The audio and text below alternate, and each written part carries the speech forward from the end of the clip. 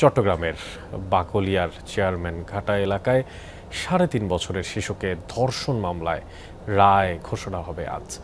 একই দিন শিশু আয়াত হত্যা মামলার রায় ঘোষণার করার কথা রয়েছে। সকালে ২ মামলার আসামিকে আদালতে নেওয়া হয়। এর আগে মঙ্গলবার চট্টগ্রাম মহানগরের শিশু সহিংসতা দমন ট্রাইব্যুনালের বিচারক যুক্তিতর্ক শুনানি শেষে ধর্ষণ মামলার রায় ঘোষণার দিন ধার্য করেন।